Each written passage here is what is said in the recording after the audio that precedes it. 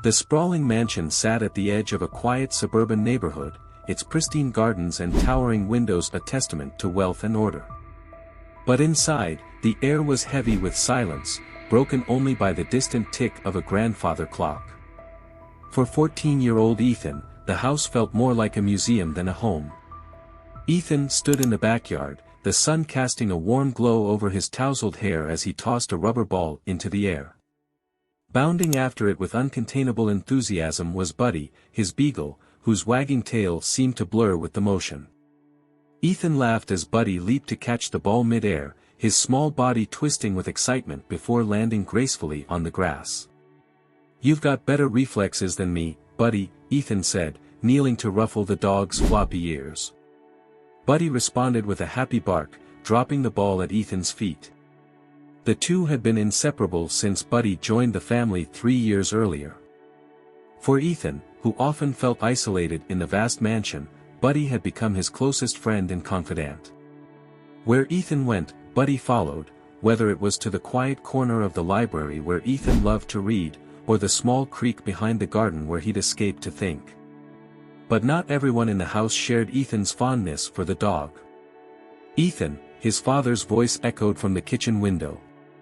Richard, a tall, stern man in his 40s, stood with arms crossed, his tailored suit immaculate as always.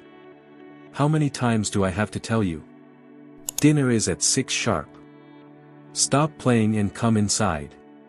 Ethan sighed, giving Buddy a final pat. "Duty calls," he muttered, tossing the ball into a nearby bush. Buddy cocked his head, watching as Ethan trudged toward the house. At the dinner table, the atmosphere was as cold as the polished marble floors. Ethan sat across from his older sister, Emma, who offered him a sympathetic smile. Richard, at the head of the table, skimmed through emails on his tablet while the housekeeper served plates of roasted chicken and vegetables. "Ethan," Richard began without looking up, "how are your grades this term?"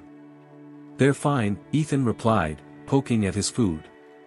"Fine isn't good enough," Richard said sharply, finally meeting Ethan's gaze. "You need to stay focused if you want to follow in my footsteps. Distractions won't get you into business school." Ethan's grip on his fork tightened. He knew what was coming. Richard placed his tablet down, his expression hard. "That dog of yours. You spend too much time with him. It's affecting your priorities." Ethan's heart sank. "Buddy isn't a distraction," he said quietly. "He's not a necessity either," Richard retorted. "You need discipline, not attachments." Emma, who had been silently observing, finally spoke up. "Dad, Buddy's not the problem. Ethan's doing fine." "Emma," Richard interrupted, his voice firm, "this isn't your concern." Ethan looked down at his plate, the lump in his throat making it impossible to speak. Later that evening, Ethan sat on the floor of his room, leaning against his bed with Buddy curled up beside him. The soft hum of the air conditioner filled the silence as Ethan stroked the dog's fur. "I wish he understood," Ethan whispered. "You're not just a dog. You're everything to me." Buddy looked up at him, his brown eyes filled with a quiet understanding that only strengthened Ethan's resolve to protect him. But as the night deepened, Ethan couldn't shake the feeling that his father's words were more than idle complaints. The next morning, Ethan overheard a conversation that sent a chill down his spine. Standing at the top of the staircase, he listened as Richard spoke to the housekeeper in the foyer below. "That dog needs to go," Richard said firmly. "It's distracting Ethan from his studies. He'll never take life seriously if he's too busy playing fetch." The housekeeper hesitated. "Sir, Ethan seems very attached to Buddy." "Are you sure?"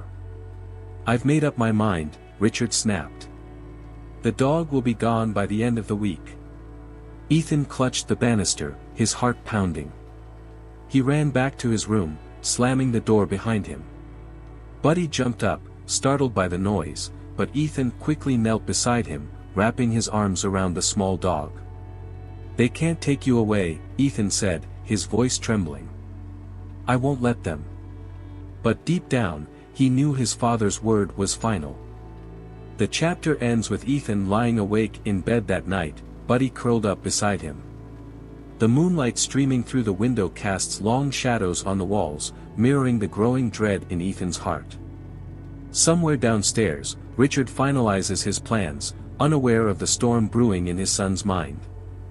The following morning, Ethan avoided the breakfast table entirely.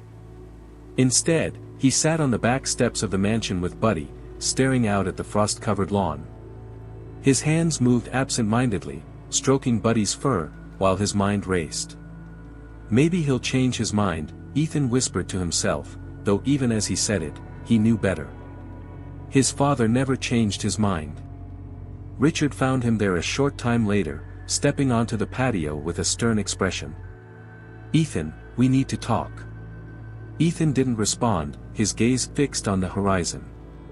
Buddy wagged his tail, oblivious to the tension, and Richard's frown deepened. "Ethan," Richard repeated, his voice firm, "this isn't a negotiation.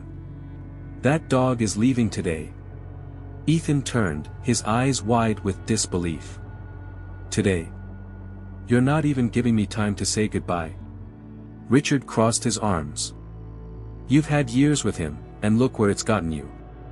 Your grades are slipping, your focus is scattered. Buddy is a distraction, and I'm doing this for your own good." Tears burned at the corners of Ethan's eyes.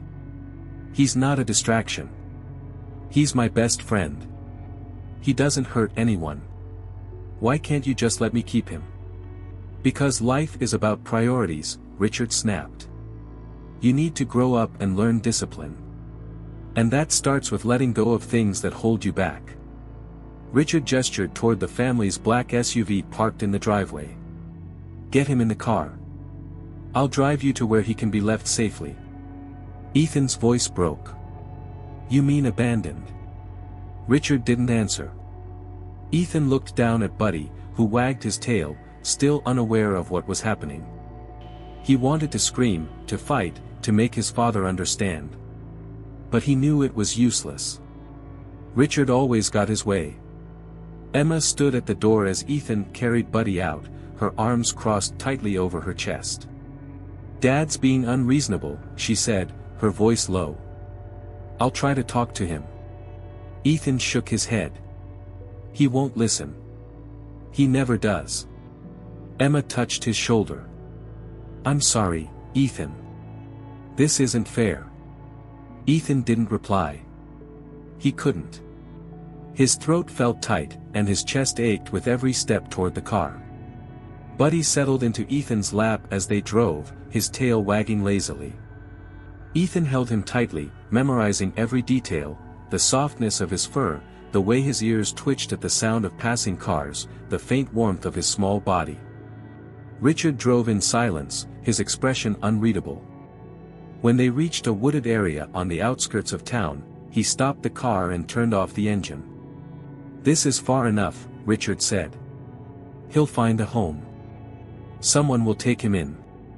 Ethan stared at him, horrified. "You don't know that. He could get lost. Hurt. Or worse." Richard's voice hardened. "Get out of the car, Ethan. Now." Ethan opened the door, his hands trembling.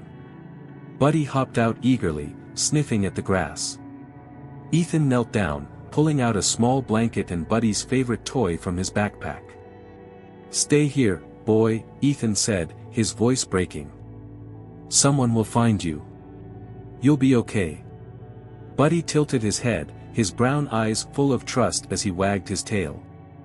Ethan couldn't hold back his tears any longer. He hugged Buddy tightly, whispering, "I'm sorry. I'm so sorry." Richard honked the horn, his patience wearing thin. "Ethan, let's go." Ethan stood reluctantly, taking one last look at Buddy before walking back to the car. Buddy followed him a few steps, his tail wagging uncertainly. "No, Buddy," Ethan said, his voice trembling. "Stay." Buddy stopped, his head cocked to the side as if trying to understand. As the car pulled away, Buddy started to run after it. Ethan twisted in his seat, watching through the rear window as the small dog chased them, his paws kicking up dirt. "Faster, Dad," Ethan whispered desperately. "He'll follow us all the way home." Richard pressed down on the accelerator, and soon, Buddy disappeared from view. Ethan turned back to face the front, tears streaming down his face. That night, Ethan sat on his bed, clutching Buddy's leash like a lifeline. The house felt emptier than ever, the silence heavier than it had ever been. Downstairs, Richard sipped his evening coffee, oblivious to the ache he had left in his son's heart. Ethan glanced toward the window, hoping against hope that Buddy might find his way back. "You're stronger than he thinks," Ethan whispered into the darkness. "I know you are." Buddy, alone in the woods, sat on the blanket Ethan had left behind, his small body shivering against the cold. But as the wind rustled through the trees, Buddy stood, his nose twitching. He sniffed the ground, catching the faintest trace of a familiar scent, the car. His ears perked up. And then, without hesitation, Buddy began to follow the trail. The forest was eerily quiet, the tall trees swaying gently in the cold evening breeze. The moon hung low, casting a silver glow on the winding dirt path Buddy had decided to follow. His small paws crunched over fallen leaves and icy patches as he sniffed the ground, his keen nose picking up the faint scent of Ethan and the car that had carried him away. Despite the biting cold and the shadows that danced ominously around him, Buddy pressed on, his tail wagging slightly with determination. Ethan was his world, and Buddy knew he had to find his way back. The path took him deeper into the woods, where the air grew colder and the sounds of civilization faded entirely. Buddy's stomach growled, but he ignored it, his focus entirely on the scent trail. Every few steps, he paused to lift his nose, making sure he was on the right track. A rustling sound from the underbrush made him freeze. His ears perked up, and he turned his head toward the noise. A pair of glowing eyes stared back at him from the darkness, a raccoon. Buddy let out a low growl, unsure of the creature's intentions. The raccoon stared for a moment longer before scurrying away into the trees. Buddy let out a small huff of relief and continued on his way. Hours passed, and the forest gave way to a quiet, winding road. Buddy followed the trail to the edge of the asphalt, where he paused, his nose twitching as he picked up the stronger scent of tires. He looked both ways, his ears alert for any approaching cars, before cautiously stepping onto the road. A light appeared in the distance, growing brighter as a truck approached. Buddy froze in the middle of the road, the headlights bearing down on him. The truck honked, and Buddy scrambled to the side just in time, his heart pounding. The truck screeched to a stop a few yards away, and the driver climbed out, cursing under his breath. "What the hell is a dog doing out here?" The man approached cautiously, kneeling down. "Hey, Buddy," he said softly, extending a hand. "You lost." Buddy sniffed the air, his tail wagging nervously. The man reached into his jacket pocket and pulled out a granola bar, unwrapping it and holding it out. "You hungry?" the man asked. Buddy hesitated before stepping forward to take a small bite. The man smiled. "There you go. Let's get you warmed up." He opened the truck door, but Buddy backed away, his ears flattening. "You don't want a ride?" the man asked, puzzled. Buddy glanced toward the road, then back at the man, before barking once and trotting away. The man shook his head, watching as Buddy disappeared into the distance. "Guess you've got somewhere to be," he muttered, climbing back into his truck. The next day, Buddy emerged from the woods into a small residential neighborhood. The scent of food wafted through the air, and Buddy's stomach growled again. He padded cautiously down the sidewalk, his nose leading him to a backyard where a family was having a barbecue. A little girl spotted him and gasped. "Mommy, there's a dog." The woman turned, holding a plate of burgers. "Oh, poor thing. He looks hungry." Buddy wagged his tail as the woman crouched down, holding out a piece of meat. He approached slowly, his body low to the ground, before snatching the food and backing away. "Where's your owner, boy?" the woman asked, but Buddy didn't stay to listen. He had eaten enough to keep going, and the scent of Ethan was still faint but present. Buddy's journey wasn't without peril. As he made his way through an industrial area on the outskirts of town, he encountered a group of stray dogs. They growled and barked, circling him like a pack of wolves. Buddy stood his ground, his own growl low and steady. One of the larger dogs lunged at him, and Buddy dodged, his quick reflexes saving him from a nasty bite. A loud bang from a nearby dumpster startled the strays, sending them scattering into the shadows. Buddy seized the opportunity to run, his legs carrying him as fast as they could. His heart pounded as he darted down an alley, not stopping until he was sure he was alone. Panting, he paused to catch his breath, his determination unwavering. By the third day, Buddy's paws were raw, and his body ached from the journey.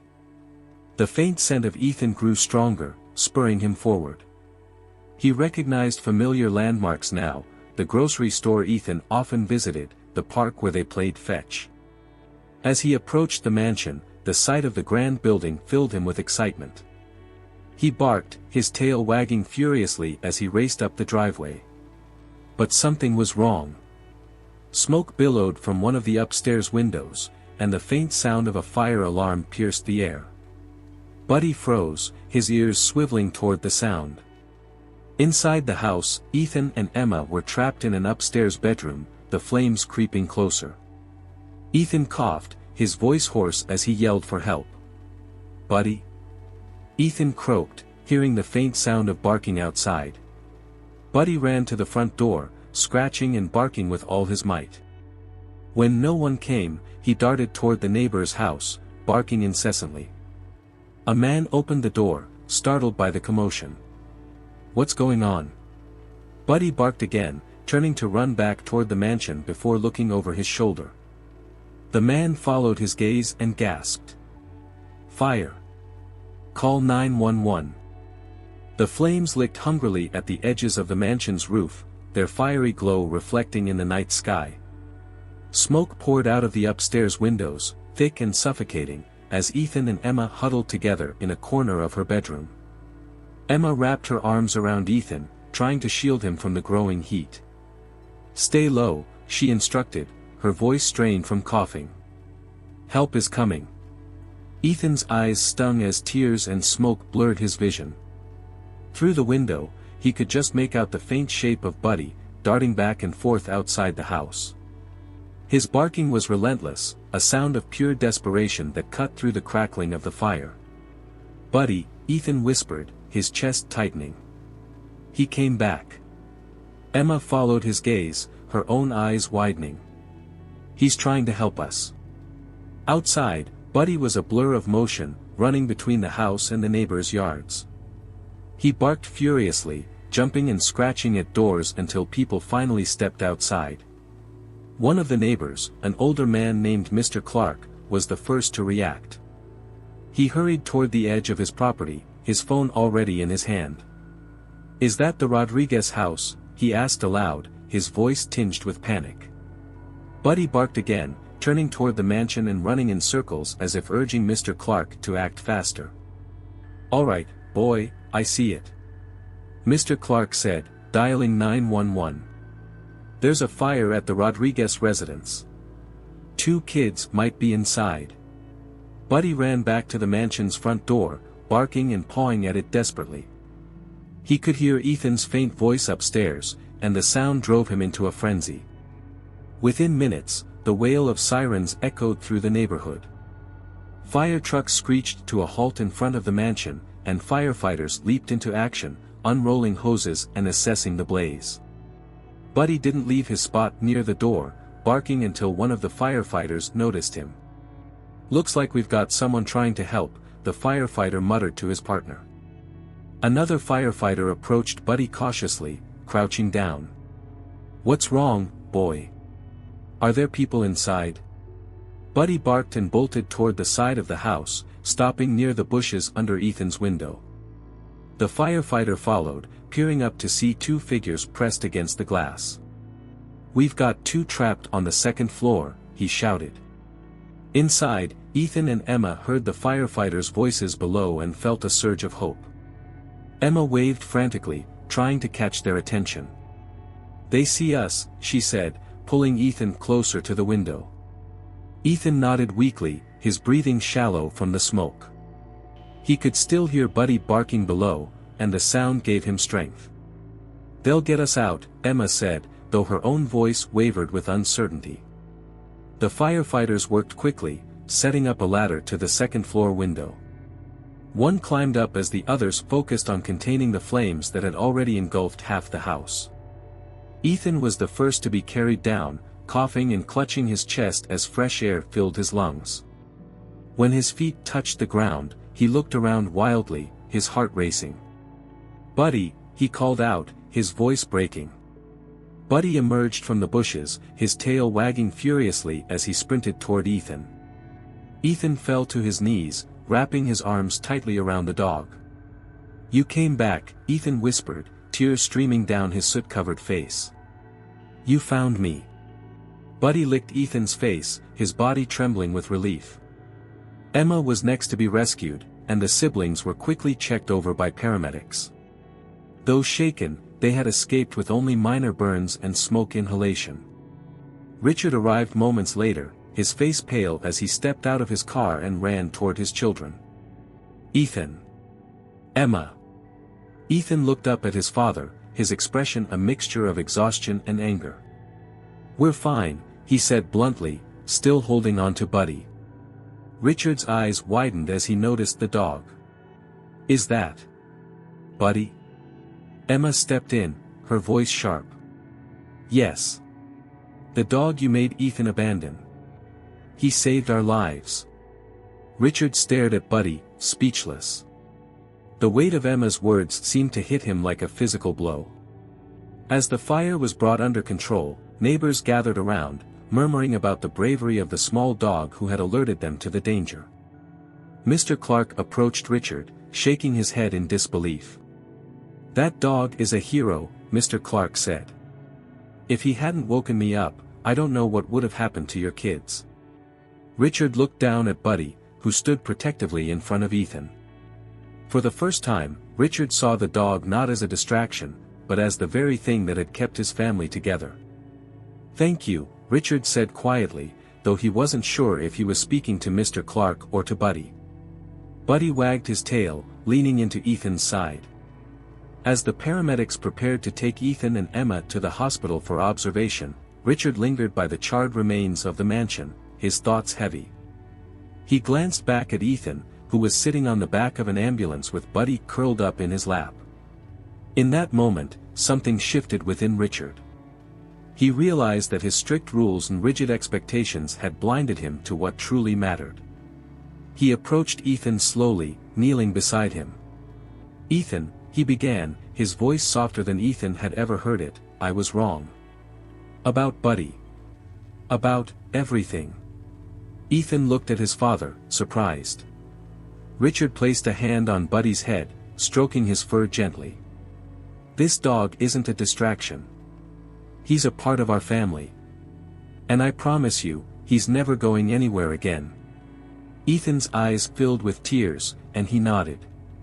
"Thank you, Dad." Buddy licked Richard's hand, as if to seal the promise. The hospital was quiet except for the occasional beeping of monitors and the soft murmur of nurses passing through the halls. Ethan sat on the edge of his hospital bed, stroking Buddy's fur absent-mindedly. Buddy had refused to leave his side, curling up at his feet like a steadfast guardian. Emma sat in a chair by the window, her arms crossed. "Dad hasn't said much since last night," she said, glancing at Ethan. "Do you think he really gets it now?" Ethan sighed, looking down at Buddy. "I don't know. He said he was sorry, but it doesn't change what happened. He made me abandon you, Buddy." His voice cracked as he spoke, and Buddy lifted his head, licking Ethan's hand as if to comfort him. Emma leaned forward. "You need to tell him how you feel. Really tell him. He's not a mind reader, Ethan." Ethan hesitated. His father wasn't exactly known for his patience when it came to emotional conversations. But after everything that had happened, Ethan knew Emma was right. Later that afternoon, Richard entered the room, his usual commanding presence tempered by an air of uncertainty. He stood in the doorway for a moment, his hands shoved into the pockets of his suit pants. "How are you feeling?" he asked, his voice softer than usual. Ethan shrugged.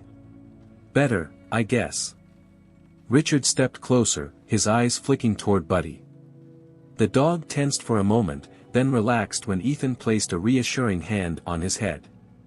Richard sat down in the chair Emma had vacated, his gaze fixed on his son. "I wanted to talk to you. About everything." Ethan looked up, meeting his father's eyes for the first time since the fire. "Why now?" he asked. "Why do you care now? Was it because Buddy saved us? Or because the neighbors saw it?" Richard flinched at the accusation. "That's not fair, Ethan." "Fair?" Ethan's voice rose. "You made me abandon him, Dad. You didn't care about what he meant to me. You just wanted me to be, like you.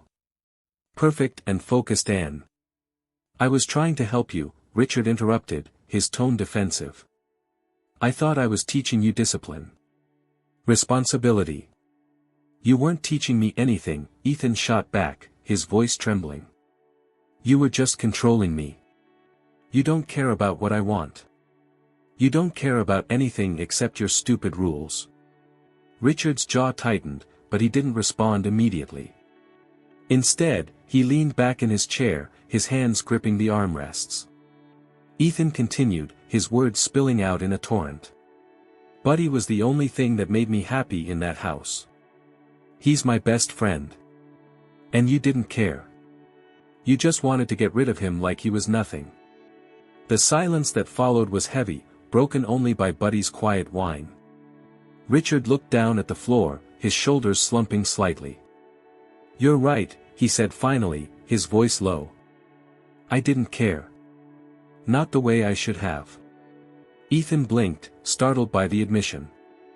Richard took a deep breath, his hands clenching and unclenching as if trying to steady himself. "When I was your age, my father was just like me. Strict. Demanding. He didn't care about anything except results." He paused, his eyes distant. "We had a dog. A golden retriever named Max. He was the only thing I cared about, too.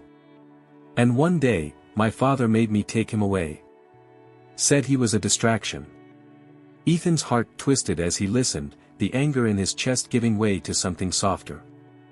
"I never forgave him for that," Richard continued. "But somehow, I became him. I thought I was doing the right thing, teaching you to focus, to succeed. But I see now. I was wrong. I was so wrong." Ethan looked at his father, searching his face for any sign of insincerity. For the first time in years, he saw something different, something real. Buddy broke the tension by placing his paw on Richard's knee, his tail wagging hesitantly. Richard chuckled softly, reaching out to stroke the dog's head. "You're a better judge of character than I am," Richard said to Buddy. "You knew what mattered all along." Ethan couldn't help but smile, the weight on his chest easing slightly. "He's pretty smart," he said, his voice softer now. Richard nodded. "He's not going anywhere. I promise you, Ethan. Buddy is part of our family, and I'll do whatever it takes to make things right." Over the next few days, Richard's actions began to match his words. He stayed by Ethan and Emma's side at the hospital, canceling meetings and delegating work for the first time in years. He even accompanied Ethan and Buddy on short walks around the hospital grounds, watching as his son's laughter slowly returned. Emma noticed the change, too. "Maybe he's finally learning how to be a dad," she remarked one afternoon as they walked together. Ethan glanced back at Richard, who was kneeling to toss a ball for Buddy. "I hope so," he said. "Because I'm not going to let him go back to the way things were." The drive home from the hospital felt different, quieter in a way that wasn't heavy but reflective. Ethan sat in the back seat with Buddy curled up next to him, the dog's head resting on his lap. Emma was in the passenger seat, and Richard drove in silence, his gaze focused on the road ahead. When they turned onto their street, the sight of the charred remains of the mansion made Ethan's stomach drop. The once grand home now stood in ruins, its blackened walls a haunting reminder of how close they had come to tragedy. "I've arranged for us to stay in the guest house for now," Richard said, breaking the silence. "It's not much, but it'll keep us comfortable while we rebuild." Ethan didn't reply, but he noticed the way his father's voice wavered slightly, as if he too felt the weight of what had been lost. The guest house, tucked behind the ruins of the main mansion, was modest compared to what they were used to, but it felt strangely welcoming. The smaller space forced them to share meals in the same room, to sit closer on the couch, to talk instead of retreating to separate corners of the house. Buddy adapted quickly, making himself at home on a worn armchair by the fireplace. Ethan often found himself watching the dog, marveling at how easily Buddy had bounced back from everything he'd been through. "Dogs don't hold grudges," Emma said one evening as she sat beside Ethan on the couch. "Maybe we could learn a thing or two from him." Ethan smiled faintly, scratching Buddy behind the ears. "He's braver than all of us." As the days turned into weeks, Richard began to show signs of change. He joined Ethan and Emma for breakfast every morning, something he hadn't done in years. He helped with chores around the guest house, fumbling his way through cooking dinner and washing dishes. It was clear he wasn't used to this kind of routine, but he was trying. One afternoon, Richard approached Ethan while he was outside playing fetch with Buddy. The crisp winter air stung their cheeks, but the sunshine was warm enough to make the moment feel alive. "Mind if I join you?" Richard asked, holding a second tennis ball.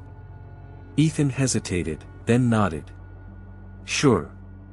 Richard tossed the ball, and Buddy took off after it, his ears flopping as he bounded across the yard. When Buddy returned, Richard knelt down to take the ball from his mouth, laughing softly. "You really are something else," Richard said to the dog. Ethan watched his father, a lump forming in his throat.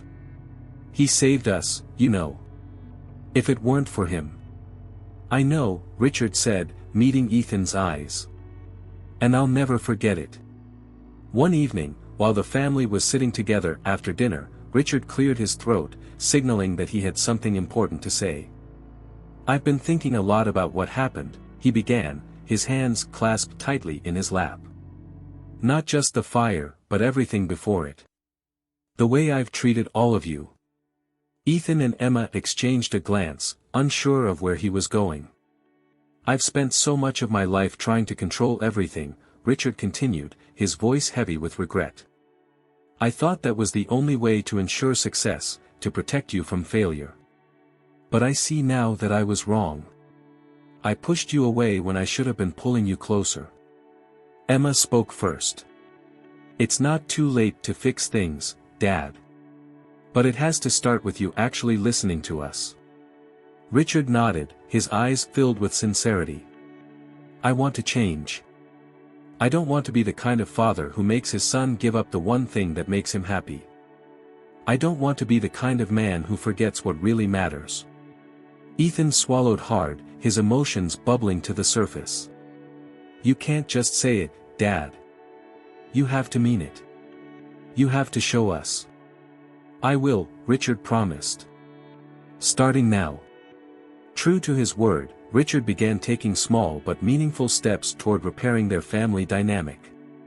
He started spending more time with Ethan, not just supervising him but genuinely engaging in his interests. He asked questions about Ethan's favorite books, played board games with him and Emma, and even helped Ethan train Buddy with new tricks. One day, Richard surprised Ethan by suggesting a trip to the local animal shelter. "I thought we could volunteer," he said. "Buddy's story has inspired me, and I want to help other dogs like him." Ethan's eyes lit up. "Really? You mean it?" Richard nodded. "I mean it." At the shelter, they spent hours walking dogs, cleaning kennels, and learning about the challenges facing abandoned pets. Richard even pulled out his checkbook to make a generous donation, something that didn't go unnoticed by the shelter staff. "You're doing good work here," the shelter manager said to Richard. "It's clear this means a lot to your family." "It does," Richard replied, glancing at Ethan and Buddy. "More than I ever realized." By the time spring arrived, the family had settled into a new rhythm. The mansion was slowly being rebuilt, but Ethan found that he no longer missed its cold, sprawling rooms. The guest house had become a home, not because of its size but because of the warmth they had created together. One evening, Ethan sat on the porch with Buddy at his feet, watching as Emma and Richard played catch in the yard. The laughter that echoed through the air felt genuine, unburdened by the weight of the past. "You did it, Buddy," Ethan whispered, stroking the dog's fur. "You brought us back together." Buddy wagged his tail, his head resting contentedly on Ethan's lap. The morning sun bathed the newly rebuilt mansion in a soft golden light.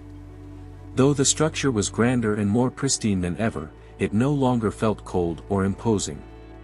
For Ethan, Emma, and Richard, it symbolized not just a fresh start, but the growth and change they had worked toward together. Ethan stood on the front lawn with Buddy, watching as the dog eagerly sniffed the flowers in the garden. His tail wagged like a metronome, perfectly in rhythm with Ethan's contented heart. "Hey, Buddy," Ethan said, crouching down to scratch behind the dog's ears. "Can you believe how far we've come?" Buddy responded with a happy bark, his nose nudging Ethan's hand as if to say he understood every word. Inside the house, the family was busier than ever. Richard had transformed the dining room into a temporary headquarters for a new project he had started, the Buddy Foundation, an organization dedicated to rescuing and rehoming abandoned animals.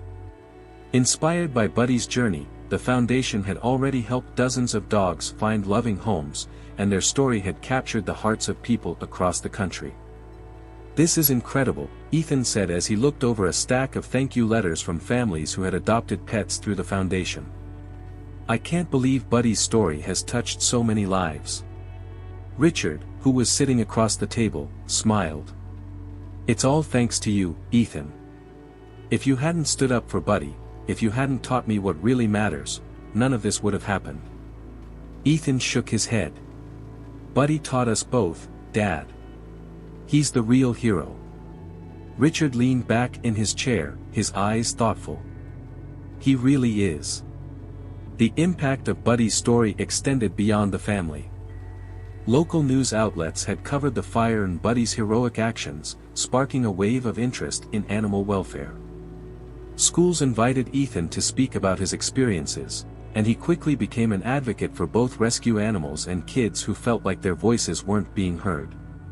One afternoon, Ethan stood in front of an auditorium full of students, Buddy sitting obediently by his side.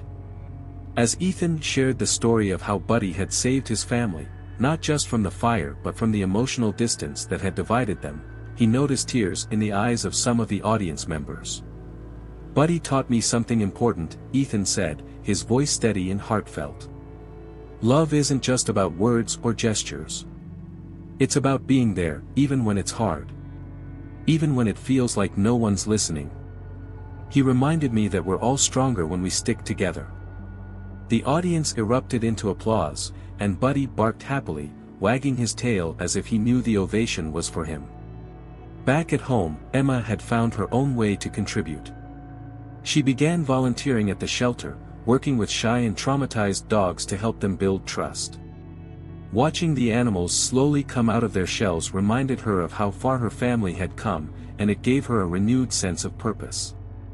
One evening, as the family sat together in the living room, Emma turned to Ethan. "I've been thinking," she said. "We should write a book about Buddy's journey." Ethan's eyes widened. "A book?" "Yeah," Emma said, her excitement growing. "We could tell the whole story, about how Buddy brought us back together, how he inspired the foundation. It could help even more people." Richard nodded. "I think it's a wonderful idea. And I know just the right person to write it." Ethan looked at his father, confused. "Who?" Richard smiled. "You, of course." Ethan blinked. "Me? I'm not a writer." "You're a storyteller," Richard said. You've been sharing Buddy's story with so many people already. You've got the heart for it, Ethan. And I'll help you every step of the way. Ethan hesitated, but the encouragement in his father's voice gave him confidence. Okay, he said, a small smile spreading across his face. Let's do it. Months later, the book was complete. Titled Buddy's Journey, A Dog's Tale of Love and Loyalty, it was a heartfelt account of the events that had brought the family closer and changed their lives forever. The book became a bestseller, with proceeds going directly to the Buddy Foundation. Ethan often found himself signing copies at events, Buddy sitting proudly at his side. Though the attention was overwhelming at times, Ethan knew it was worth it if it meant more animals could find their forever homes. Years passed, but Buddy's place in the family remained as central as ever. On his 10th birthday, the family held a small celebration in the backyard, complete with a dog-friendly cake and a new plush toy for Buddy. Here's to the best dog in the world, Ethan said, raising a glass of lemonade as Buddy wagged his tail furiously. Richard, Emma, and even the neighbors joined in, toasting the dog who had not only saved lives but had also brought light and love into their community. As the years turned into decades, Ethan grew older, eventually moving out to start a family of his own. But Buddy stayed with him through it all, a constant reminder of the lessons they had learned together. One crisp autumn morning, Ethan, now an adult with 2 young children of his own, sat on a park bench watching his kids play fetch with their golden retriever. Buddy, now graying but still spry, lay at Ethan's feet, his eyes half closed in contentment. "You've had a good run, haven't you, Buddy?" Ethan said softly, stroking the dog's fur. "You've done more for me than I ever could have asked for." Buddy thumped his tail lazily, a sign that he understood. Ethan's daughter ran over, holding a tennis ball. "Daddy, Buddy still wants to play." Ethan smiled, picking up the ball and tossing it gently. Buddy perked up, trotting after it with the same determination he'd had as a pup. The story ends with Ethan walking hand in hand with his kids, Buddy trotting beside them. The sun sets behind them, casting long shadows on the path ahead. Though the future is uncertain, one thing is clear, the love and loyalty that Buddy brought into Ethan's life will continue to guide him, no matter where the journey takes them.